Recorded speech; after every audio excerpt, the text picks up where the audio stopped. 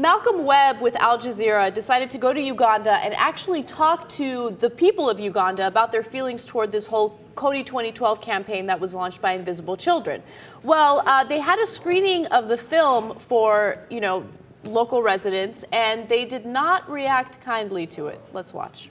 But as the film progresses, puzzlement turns into anger.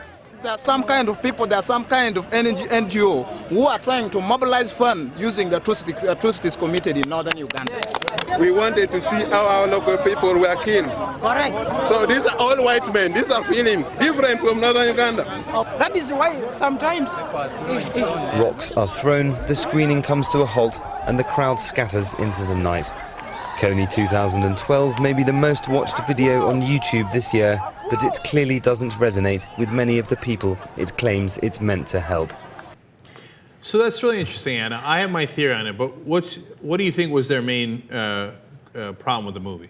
Well, I think that there are two possible things that happened there. So, the Al Jazeera reporter went to the part of Uganda that was the most terrorized by the LRA.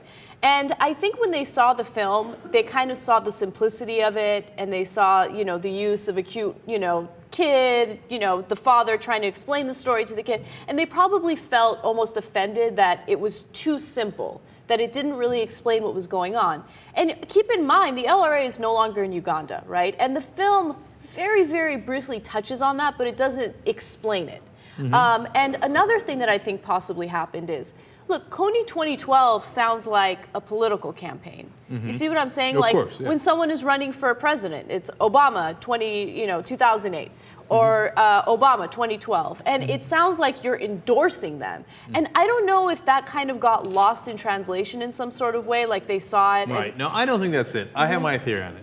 It's the national pride, and it's the #1 factor in old school countries. I know, I'm from Turkey. If they did a story about some Turkish guy who was a terrible guy, even if Turks agreed that that guy was a terrible guy that was hurting other Turkish citizens, and they thought this is coming from the West, they'd hate the movie. Okay, they'd be like, how could you say this about Turks? Oh, you think we're all like this? Because they immediately assume that it's about them.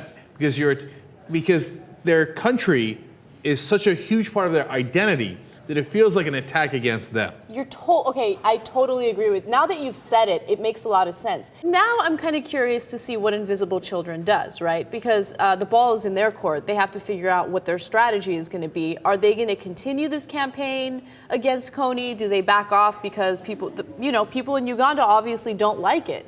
I mean, is this going to discourage them? Should it discourage them? I don't know. That's what I'm very curious to see. They don't seem like the kind of people who'd back down. My sense of Invisible Children is that they're going to march very much forward.